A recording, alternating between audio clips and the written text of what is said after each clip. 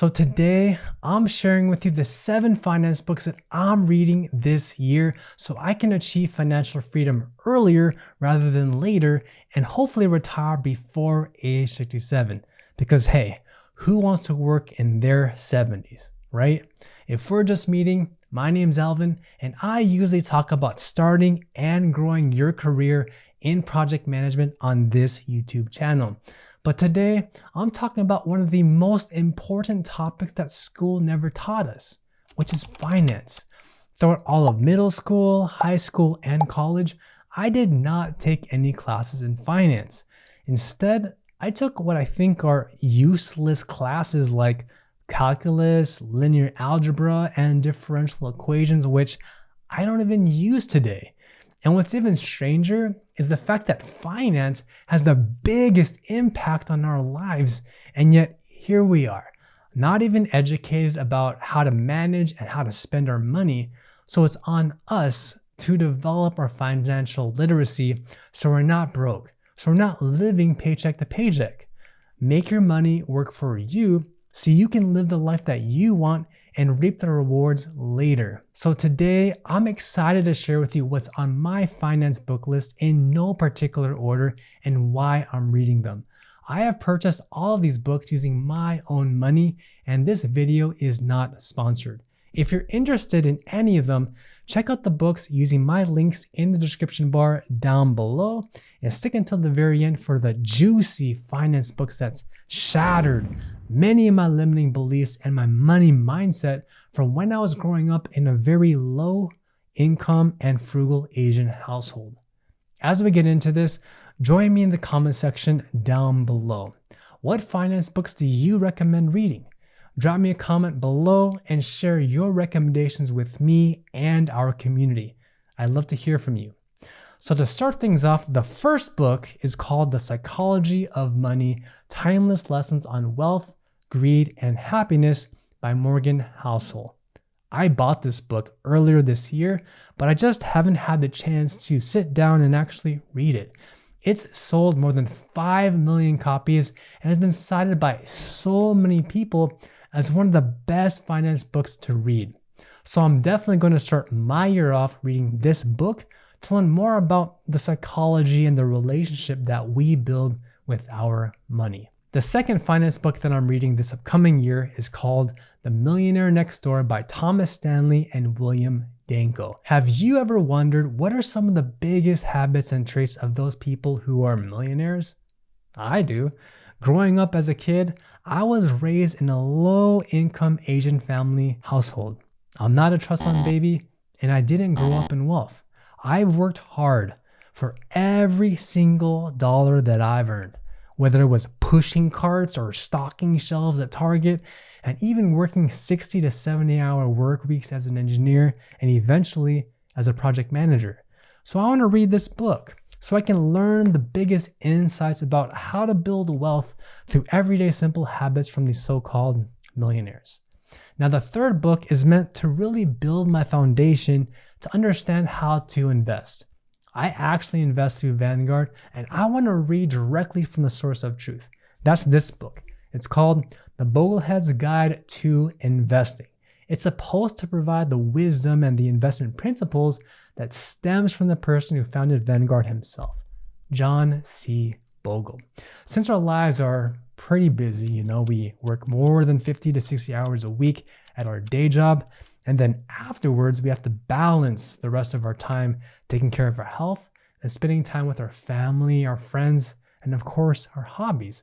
So I hope to use this book to understand the best investment strategy that's simple and that will work effortlessly for me and my family in the long run.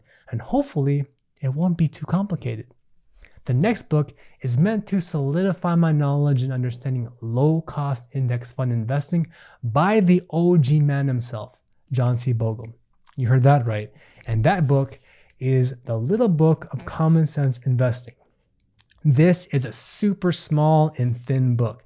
It was recommended to me so that I can better understand what it means to build wealth without feeling overwhelmed and understanding the deeper context behind a mutual fund. My next finance book on my list that I'll be reading is called The Boglehead's Guide to the 3-Fund Portfolio. So this expands upon the other previous Boglehead book that I just mentioned earlier. I specifically chose this one because I want a better understanding on the way to build an investment portfolio using only 3 funds. I like to keep things simple, and I don't want to overcomplicate things if I don't have to. Why make mistakes in our investing journey when we can learn from other people who are much more successful than we are? By the way, if you're enjoying and you're getting value out of this video, do me a favor and smash that like button to show me your support because it inspires me to create high quality content just like this. So my 6th finance book is called Money, Master the Game, 7 Simple Steps to Financial Freedom by Tony Robbins. Honestly, I was hesitant to get this book because just look at this. It's a thick book. Seriously, it's thick. I mean, it's close to 700 pages.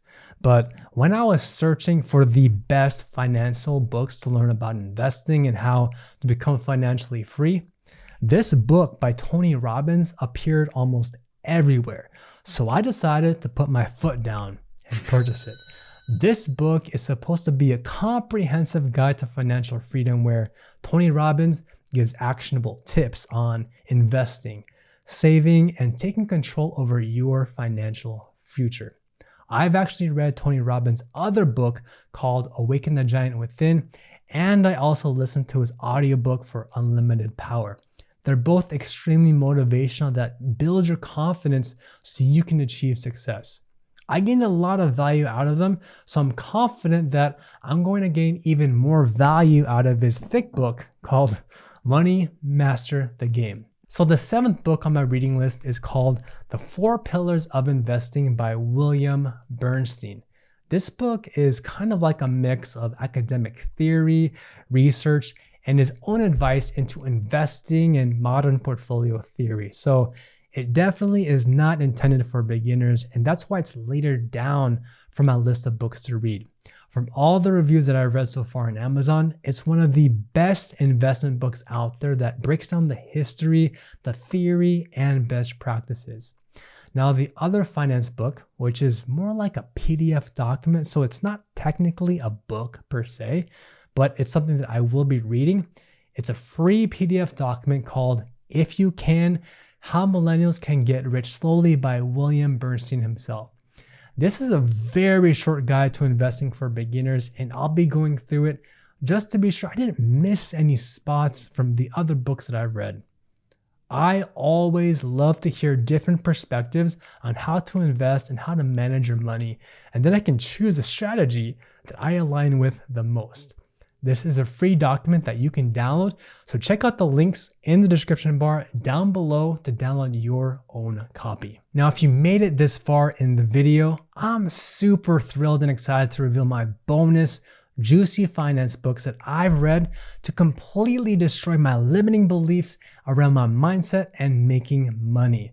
The first book is called I Will Teach You to Be Rich by Ramit Sethi.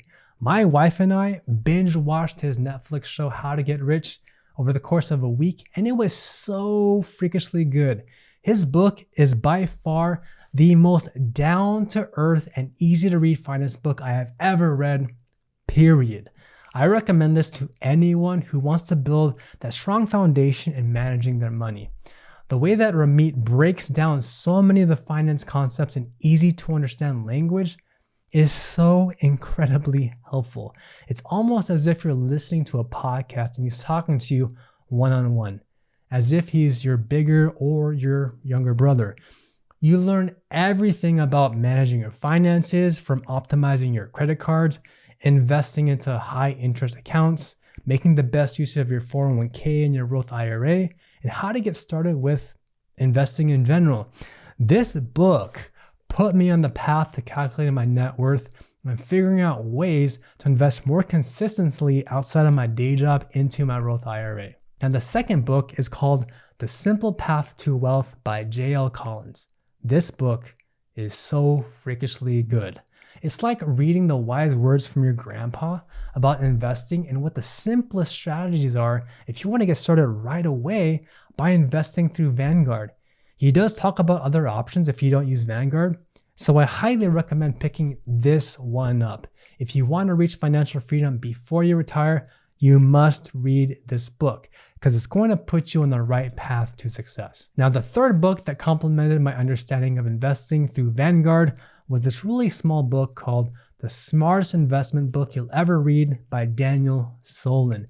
This is an incredibly short book that you can finish in less than a few days. And because it's so short, you can get a lot of good wisdom with how to allocate your investments across index funds so that you're winning financially in the long run.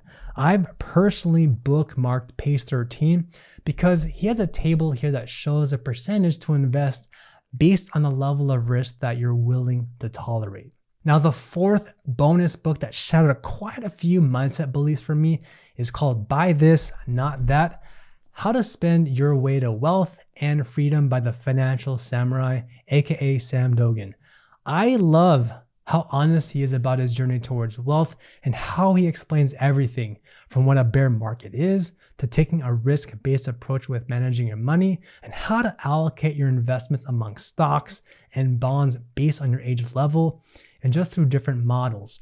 As you can see, I've bookmarked so many pages from this book because of all the golden nuggets that he explains from his experiences to everything he's learned over the years. I especially love the way that he breaks down how to allocate your net worth among stocks, bonds, real estate, and other alternative investments. His advice changed my perspective about how I view money. I used to think of money as just something that sits in my bank account. After reading this book, I now look at my overall net worth and I think about what can I do to increase my net worth as I get older. Highly recommend checking this book out for another perspective with how to manage your investments. As someone who lives in a high cost of living area in California, I resonate with a lot of his advice, especially when he talks about expenses and real estate properties. And my final bonus finance book that changed my mindset around money is called Rich Dad Poor Dad by Robert Kiyosaki. I don't have a physical copy of this book, but I did borrow it from a friend and I read it over the course of a few weeks. One of the biggest lessons I learned from this book is understanding the difference between an asset and a liability. For example, a house is actually not an asset, it's a liability because it's not putting money into your pocket. As a matter of fact, your house is taking money out of your bank account all because of annual property taxes, monthly maintenance fees, the monthly mortgage, and HOA fees.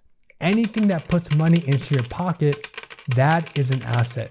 And for the longest time, I used to think that owning this house that I currently live in was an asset. But in reality, it's not putting any more money into my bank account. It's definitely creating more expenses in my life, such as home repairs, fixing my windows, maintenance, the bathroom, HOA, the yearly property tax, and just the list goes on. So from this entire book list I've shared with you, which finance book did you like the most and which one have you already read? Drop me a comment down below and let me know what you think. This is my entire list of financial books that I'll be reading this upcoming year so that I can set myself up for success and be financially free, hopefully before I reach age 87.